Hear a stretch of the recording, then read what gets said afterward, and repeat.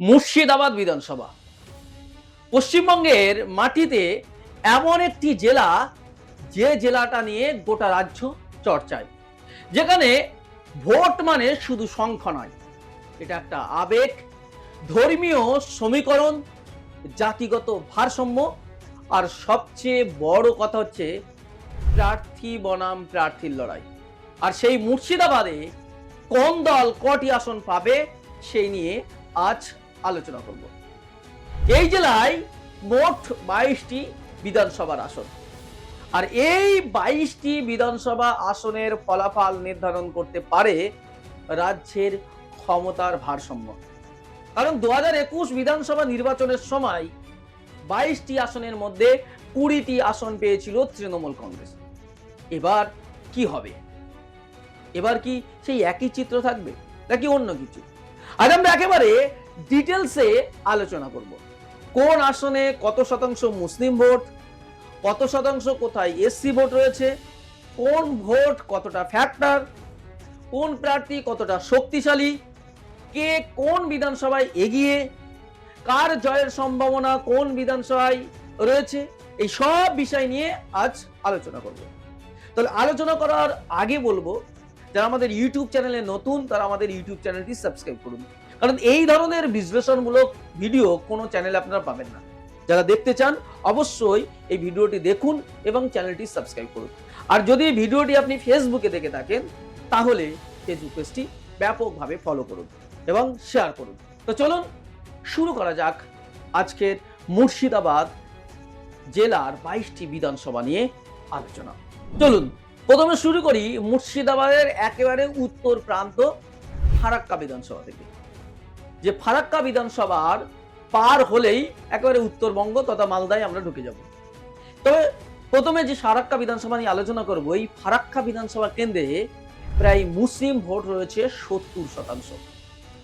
এই ধরনের আসনে সাধারণত মুসলিম ভোটই নির্ধারণ করে ফলাফল, অর্থাৎ এখানেও সেই একই চিত্র। এখানে তৃণমূল কংগ্রেসের প্রার্থী আমিরুল ইসলামের সঙ্গে সরাসরি লড়াই কংগ্রেস প্রার্থী। জনমত একেবারে এই বিধানসভায় বলা যেতে পারে জনমত অনেকটাই কংগ্রেসের পক্ষে, কারণ এলাকায় একটা অ্যান্টি ইনকামবেন্সি তৈরি হয়েছে, সরকার বিরোধী মানুষের মুড তৈরি হয়েছে। কিন্তু এখানে একটা গুরুত্বপূর্ণ বিষয় হলো, সেটা হচ্ছে আমিরুল ইসলাম অর্থাৎ তৃণমূল কংগ্রেসের যে প্রার্থী তার রাজনৈতিক দক্ষতা এবং তৃণমূলের শক্তিশালী ভোট মেশিনারি। ভোটার না থাকলেও ভোটার মেশিনারি রয়েছে, তাই এই আসনে কংগ্রেস এগিয়ে থাকলেও তৃণমূলকে একেবারেই বাদ দেওয়া যাবে না। এটা হাড্ডাহাড্ডি লড়াই। আর তাছাড়াও কংগ্রেসের যে সাংগঠনিক দিকটা দেখতো আসিফ, সেই আসিফ ইকবাল কিন্তু এবারে তৃণমূলে যোগদান করেছেন, ফলে খুব একটা সহজে কংগ্রেস ছেড়ে দিলে হবে না। এবার আসি শামশেরগঞ্জ। এই শামশেরগঞ্জ বিধানসভায় প্রায় 80% মুসলিম ভোট। এখানে তৃণমূল প্রার্থী নূর আলম এবং কংগ্রেস প্রার্থী নাজমে আলম দুজনেই ব্যবসায়ী, দুজনেরই অর্থনৈতিক প্রভাব রয়েছে ব্যাপক থেকে ব্যাপক। কিন্তু শামশেরগঞ্জের দাঙ্গার পর মানুষের মধ্যে একটা আবেগ কাজ করছে। শামশেরগঞ্জে যে দাঙ্গা হয়েছিল সেই দাঙ্গায় সেই আবেগটা তৃণমূলের বিরুদ্ধে গেছে, ফলে জনমত পরিষ্কারভাবে কংগ্রেসের দিকে। তাই এই আসনে নাজমে আলমের জয়ের সম্ভাবনাই অনেকটাই বেশি।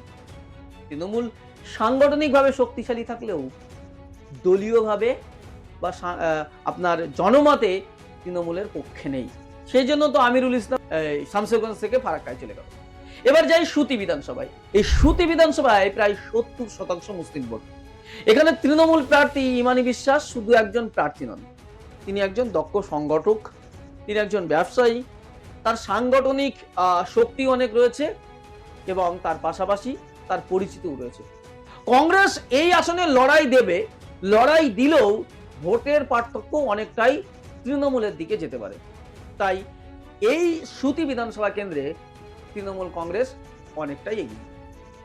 এবার যদি আমরা এর পাশের বিধানসভা জঙ্গিপুর যাই, জঙ্গিপুর বিধানসভায় প্রায় 57% মুসলিম ভোট রয়েছে। এবং উল্লেখযোগ্যভাবে এই বিধানসভায় প্রায় 20% এসসি ভোট রয়েছে। এই 20% এসসি ভোট বিজেপির দিকে একচেটিয়াভাবে যেতে পারে, যা এই আসনের ফলাফলকে জটিল করে তুলেছে।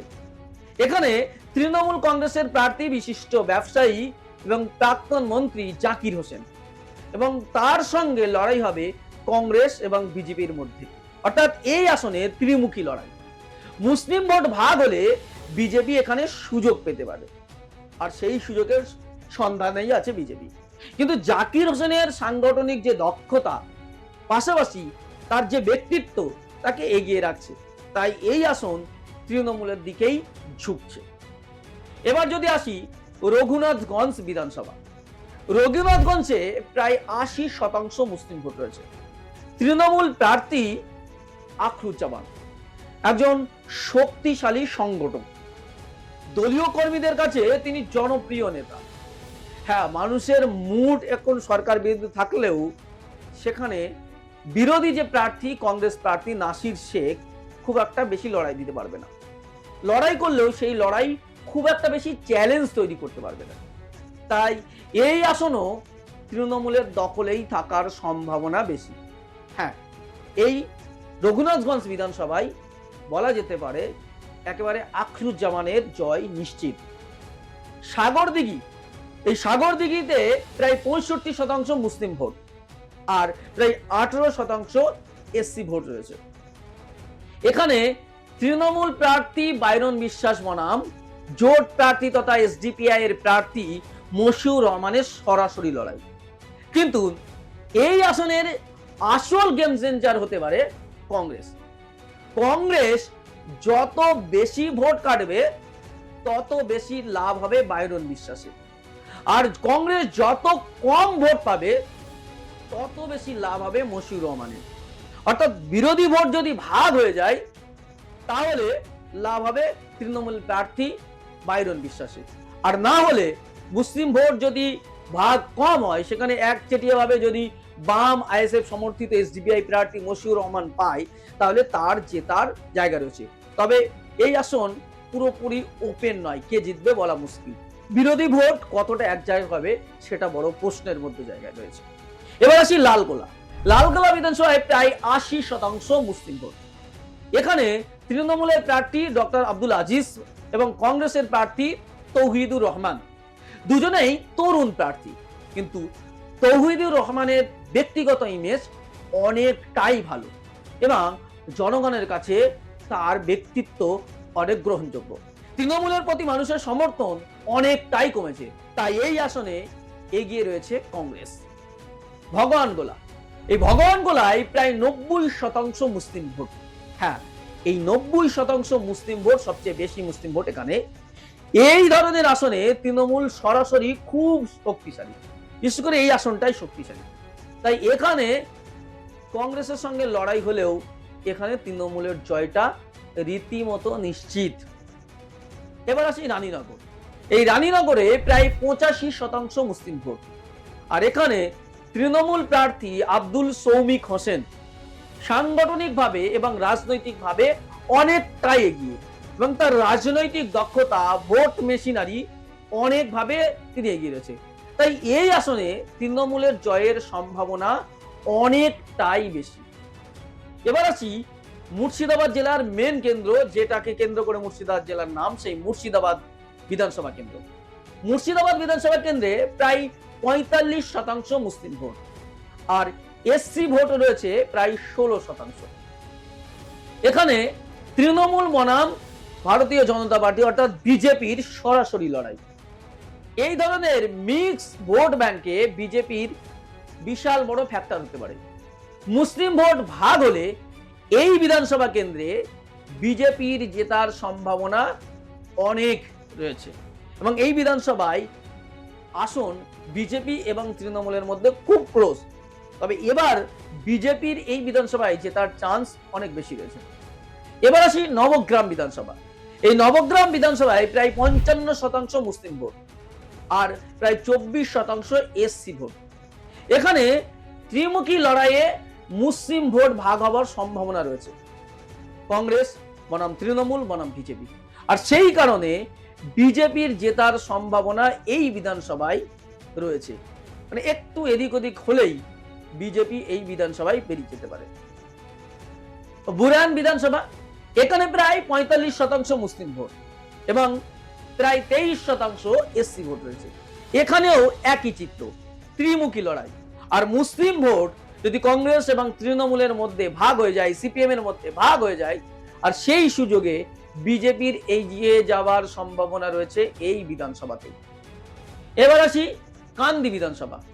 এই কান্দি বিধানসভাতে প্রায় 55% মুসলিম ভোট এবং উল্লেখযোগ্যভাবে এখানে এসসি ভোটও রয়েছে।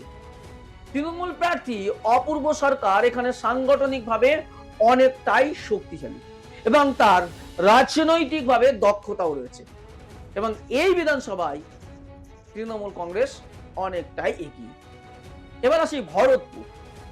ভরতপুরে প্রায় 60% মুসলিম ভোট রয়েছে এবং এসসি ভোট রয়েছে প্রায় 17%। এখানে কংগ্রেস অনেকটাই এগিয়ে, কারণ হুমায়ুন কবির এর এখানে অনেকটা প্রভাব রয়েছে এবং হুমায়ুন কবিরের সঙ্গে এখানে কংগ্রেসের একটা গোপন বোঝাপড়া রয়েছে বলে জানা যাচ্ছে। কারণ হুমায়ুন কবির এখানকার আগে বিধায়ক ছিলেন, এখন তিনি নিজের দল করেছেন আওয়ামী জনতা উন্নয়ন পার্টি। তাহলে এখানে কংগ্রেস জেতার একটা চান্স রয়েছে ভরতপুরে। এবার আসি রেজিনগর। এই রেজিনগরে প্রায় 65% মুসলিম ভোট। এখানে তৃণমূল প্রার্থী আতাউর রহমান বনাম আম জনতা উন্নয়ন পার্টির চেয়ারম্যান হুমায়ুন কবির সরাসরি লড়াই। এখানে সরাসরি লড়াই হচ্ছে ব্যক্তিত্বের। হুমায়ুন কবিরের সংগঠন শক্তিশালী হলেও সাম্প্রতিক বিতর্কে তার কিন্তু ইমেজ অনেকটাই প্রভাব ফেলেছে। কারণ আপনারা একটা ভিডিও দেখেছেন, সোশ্যাল মিডিয়ায় ভাইরাল হয়েছে, আমরাও সেটা ভিডিও প্রকাশ করেছিলাম, যে হুমায়ুন কবির বাবরি মসজিদকে কেন্দ্র করে যে টাকা লেনদেনের ব্যাপারটা, সেখানে কিছুটা ধাক্কা খেয়েছে। ফলে তার চান্সও রয়েছে, কিন্তু ইমেজটাও নষ্ট হয়েছে আপনার এই রেজিনগর বিধানসভা। এবার আসি বেলডাঙ্গায়। বেলডাঙ্গায় 65% মুসলিম ভোট। এখানে তৃণমূল প্রার্থী রবিউল আলম চৌধুরী অনেকটাই এগিয়ে, কারণ বিরোধী ভোট এখানে ভাগ হচ্ছে। এখানে বিরোধী ভোট কংগ্রেস পাচ্ছে, বিজেপি পাচ্ছে, সিপিএম পাচ্ছে এবং আম জনতা উন্নয়ন পার্টি, সেই ক্ষেত্রে তৃণমূল এগিয়ে। এবার আসি বহরমপুরে। বহরমপুরে প্রায় 30% মুসলিম ভোট আর 15% এসসি ভোট এবং জেনারেল ভোট বাকি। এখানে কংগ্রেসের অধীর রঞ্জন চৌধুরী এবং তৃণমূলের নারুগোপাল মুখার্জি এবং বিজেপির সুব্রত মৈত্র, ত্রিমুখী লড়াই। অধীর রঞ্জন চৌধুরী এখানে ব্যক্তিগত প্রভাব তাকে অনেকটাই এগিয়ে রাখছে। এখানে বিজেপি জিতে থাকলেও এবারে অধীর রঞ্জন চৌধুরীর জেতার সম্ভাবনা অনেকটাই বেশি। হরিয়ারপাড়া।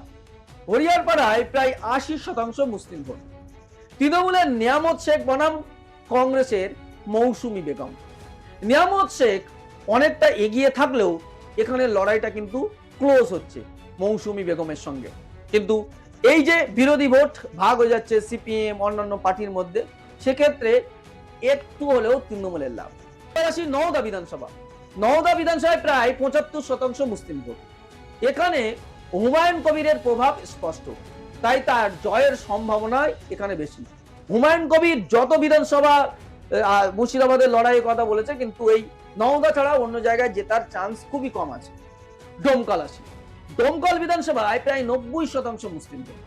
এখানে তৃণমূলের হুমায়ুন কবিরের সঙ্গে সিপিআইএম এর প্রার্থী মুস্তাফিজুর রহমানের সরাসরি লড়াই। বহিরাগত ইস্যু এবং স্থানীয় প্রার্থীর গ্রহণযোগ্যতার কারণে সিপিএম এখানে এগিয়ে, কারণ আইপিএস হুমায়ুন কবির, প্রাক্তন আইপিএস হুমায়ুন কবির, তার বিরুদ্ধে বহিরাগত তকমা এবং তিনি অকর্মণ্য হিসাবে ডোমকলের মানুষ তাকে বিষাদগার করছেন। এবার আসি জলঙ্গিতে। জলঙ্গি বিধানসভায় প্রায় 75% মুসলিম ভোট। তৃণমূলের বাবর আলী বনাম কংগ্রেস ও সিপিএম, ত্রিমুখী লড়াই এখানে হলেও সাংগঠনের কারণে, একেবারে সাংগঠনিক পরিস্থিতির কারণে এই বিধানসভায় তৃণমূল কংগ্রেস এগিয়ে। ফলে নতুন দলে জয়েন করে বাবর আলী কিন্তু এখানে বেরিয়ে যেতে পারে। সব মিলিয়ে যদি পুরো মুর্শিদাবাদের 22টি আসনের আমরা চিত্র আপনাদের সম্মুখে তুলে ধরি, তাহলে দেখা যাচ্ছে এই বিধানসভায় তৃণমূল কংগ্রেস 9 থেকে 11টি আসন পেতে পারে এবং জাতীয় কংগ্রেস 5 থেকে 7টি আসন পেতে পারে। হ্যাঁ, ভারতীয় জাতীয় কংগ্রেস এখানে 5 থেকে 7টি আসন পেতে পারে।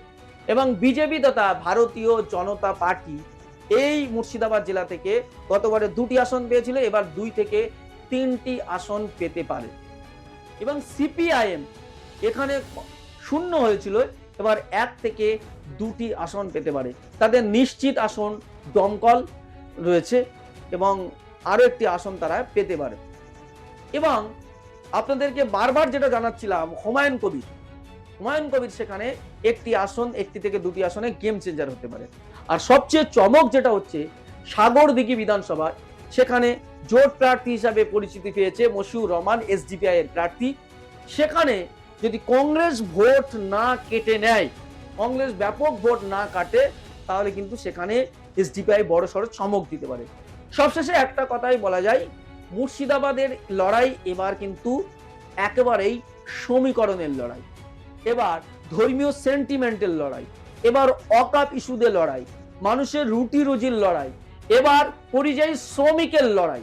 মুর্শিদাবাদে কিন্তু এবার অন্যবারের মতো লড়াই নাই, এবারের লড়াই অনেকটা আলাদা। এখানে শুধু দল জিতবে তা নয়, এখানে জিতবে যে সবচেয়ে ভালোভাবে ভোটের অঙ্ক মিলাতে পারবে। এখানে প্রার্থীর নিজস্ব ক্যারিশমা এবং সাংগঠনিক ক্যারিশমাই এখানে জিতবে। আপনার মতে কে জিতবে, কোথায়, কমেন্ট করে জানাতে ভুলবেন না। আর এই ধরনের বিশ্লেষণমূলক ভিডিও পেতে অবশ্যই আমাদের ইউটিউব চ্যানেলটি সাবস্ক্রাইব করুন। ধন্যবাদ সকলকে।